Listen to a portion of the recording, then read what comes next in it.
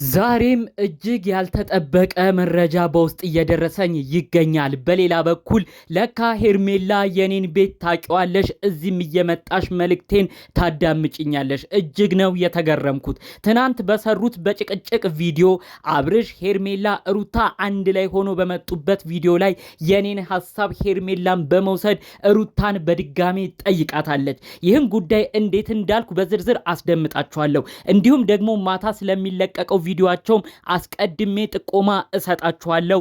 ሩታ ያሰራችው ወረቀት እጅግ ያልተጠበቀ ምላሽ ይዞ እንደመጣም በውስጥ መረጃው እየደረሰኝ ይገኛል። ሩታ እውነትም ሁለተኛ ልጅ በቅርቡ ልትወልድ ይሆን? በዝርዝር ነው እማስደምጣችሁ። ሰላም ጤና ይስጥልን ውድ የሀገሬ ልጆች፣ በተለያዩ ዓለም ሀገራት የምትገኙ በያላችሁበት ሀገር ሰላማችሁ ይብዛልኝ።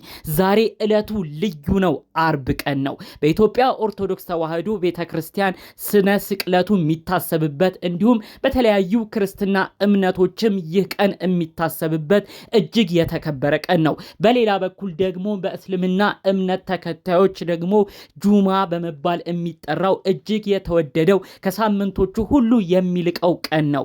ሁላችሁም ይህን መረጃ የምታዳምጡ በእስልምናም በክርስትናም እምነት የምትገኙ ይህችን ቀን በተከበረ አድርጋችሁ የምታከብሩ ውድ የሀገሬ ልጆች በያላችሁበት ፈጣሪ አምላክ የሐሳባችሁን ሙሉ ነገር ያሳካላችሁ። የተመኛችሁትን ነገር ሁሉ ፈጣሪ አምላክ ጤናችሁን ሰጥቶ የተመኛችሁትም ነገር ተሟልቶ ለማየት ያብቃችሁ። ዛሬ በየእምነታችሁ የምትጸልዩ በሙሉ ፈጣሪ አምላክ ምላሹን ያድላችሁ። ጥሩ ምርቃት ምኞት የሚመቸው የኔን ቤት የሚያቅሰው እንደተለመደው አሁኑኑ ቪዲዮ ላይክ በማድረግ ይጀምር። ለቤቴም አዲስ የሆናችሁ ሰዎች እባካችሁ ሰብስክራይብ በማድረግ የኔን ቤተሰብ እንድትሆኑኝ በአክብሮት በፍቅር ልጠይቃችሁ። ቀጥታ ይዤ ወደ መጣሁት ዝርዝር መረጃዎቼ አመራለሁ። ሩታ እርጉዝ ነኝ ብላ ወደ ሚዲያ ከመጣች 2 ቀናት ተቆጥረዋል። ብዙዎቻችሁም በመደናገጥ በመገረም የተለያየ ሐሳብ አስተያየት ሰጥታችኋል። አንዳንዶቹም ልጁ ስጦታ ነው አብርሽ ተቀበል ስትሉ ነበር። ሌሎቻችሁ ደግሞ አረ ይሄ ነገር ምንድነው? ከተጣላችሁ ከተስማማችሁ የሁሉ ጭቅጭቅ እያለ ከመቼው ነው ሩታ እርግዛ የመጣችሁ? በማለት ደግሞ ሌሎች ሐሳብ መልእክታቸውን ያስተላልፋሉ ማለት ነው። እንግዲህ ትናንትና በተለቀቀ አንድ ቪዲዮ ደግሞ ሄርሜላ አብርሽና ሩታ አንድ ላይ መጥተዋል። ሄርሜላም በጣም አኩርፋለች። ከአብርሽ ጋር ያላት ነገር መሻከር ላይም ያለች ትመስላለች። አብርሽ ከሩታ ጋር ያለህ ነገር ያለቀ አልመሰለኝም ብላ ተደናግጣለች። በአጠቃላይ ሩታ እርጉዝ ነኝ ማለቷን ተከትሎ ነው እንግዲህ ይህንን መልእክት ያስተላለፈችው።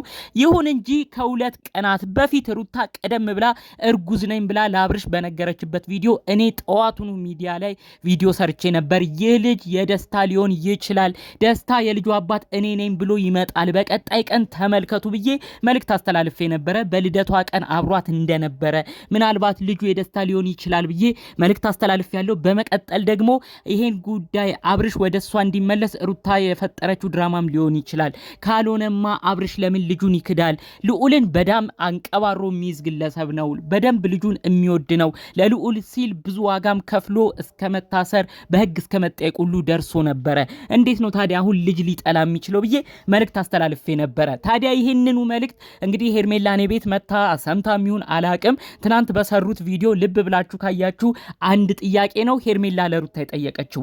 እውነት አንቺ ከአብርሽ አርግዘሽ ከሆነ ልዑልን ይወደዋል፣ ይንከባከበዋል፣ የመጀመሪያ ልጁን ለልጅ ያለውን ፍቅር አውቃለሁ አብርሽ። ታዲያ ለምን አሁን እርጉዝ ነኝ ስትይ መቀበል አልፈለገም?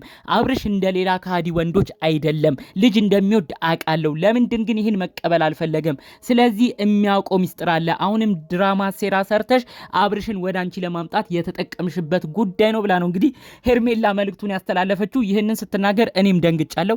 አስቀድሜ በውስጥም የተናገረኝ ነገርን መረጃውን የሚያካፈልኩትን ነገር ራሱኑ ነው ቃል በቃል እንግዲህ ሄርሜላ ሩታን ስትጠይቅ የተመለከትኩት ማለት ነው። ይህም ጥያቄ ትክክል ነው ብዬ አስባለሁ።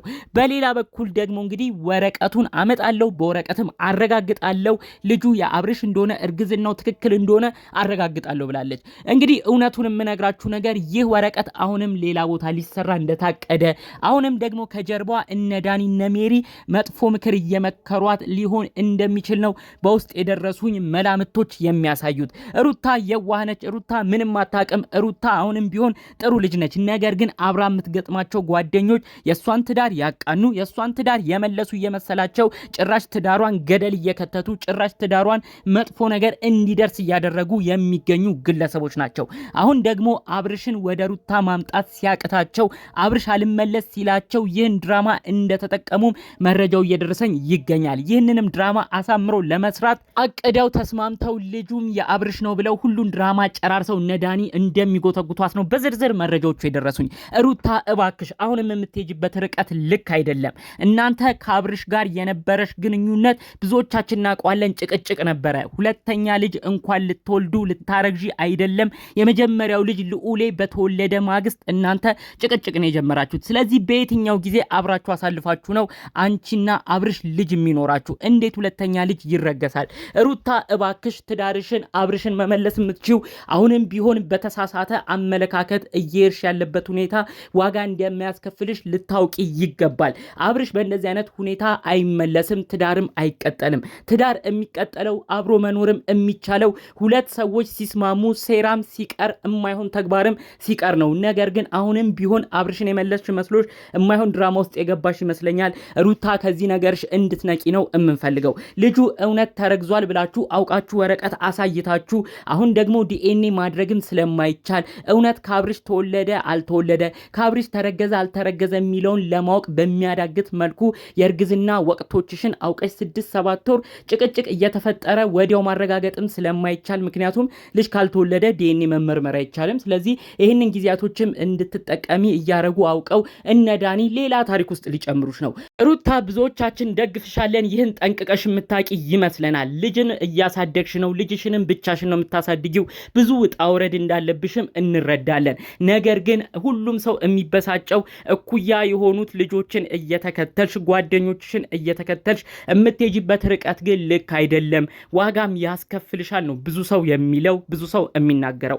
ለአንቺ ጥሩ የሚያስቡት እናት እህቶችሽ ቡታጅራ የሚገኙት ኑሮን፣ ህይወትን፣ ትዳርን የሚያውቁት ልክ እኛ እንደምንመክርሽ ነው እነሱም የሚመክሩሽ። እባክሽ ሩታ ለራስሽ ጊዜ ሰጥተሽ ሁሉን ነገር ተረጋግተሽ ለመወሰን ሞክሪ፣ ወደ ራስሽ ለመመለስ ሞክሪ። ልጅ የእግዚአብሔር ስጦታ ነው። ልጅን ማንም አይጠላም።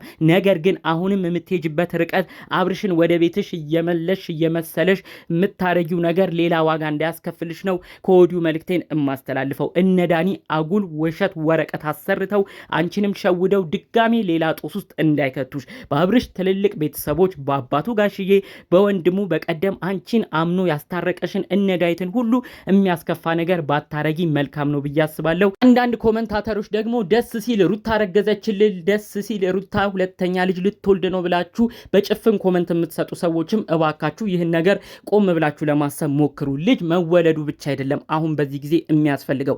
ልጅ በእናትም በአባትም እኩል ፍቅር እየተሰጠው አንድ ሆነው ሲያሳድጉት ነው ለነገ ሀገር ተረካቢ የሚሆነው፣ ለነገም ጥሩ ልጅ የሚሆነው። ነገር ግን እናንተም አንዳንድ ኮመንታተር ዝም ብላ መውለዷን እያያችሁ ምኞት ዝም ብላችሁ የምትሰጡ ሰዎች ቆም ብላችሁ ለማሰብ ሞክሩ። ልጅ በእናትም በአባትም አንድ ላይ ስምምነት ኖረው ፍቅር ውስጥ እያሉ ተወልዶ ማደግ እንዳለበት በዚህ ጊዜ የሚታመን ነው። ይህንን አስተሳሰብ እናንተም ልብ ልትሉ እንደሚገባ በዚሁ መልእክቴን ማስተላለፍ እፈልጋለሁ። እንግዲህ ጠቅለል ባሉ መረጃዎቼ ለዛሬ ይዤ የመጣሁት ይህን ይመስል ነበረ። ሰሞነኛ ጉዳይ የአብርሽ የሩታ የሄርሜላን አስመልክቶ ደግሞ እናንተ የሚሰማችሁ የተለየ ሀሳብ አስተያየት ካላችሁም በጨዋነት በተሞላበት መልኩ ኮመንት ብታስቀምጡልኝ ደስ ይለኛል። ጠቅለል ባሉ መረጃዎቼ ይዤ የመጣሁት ይህን ይመስል ነበር። በሌሎች ቪዲዮዎቻችን እስክንገናኝ ሰላሙን ሁሉ ተመኘውላችሁ። ሰላም።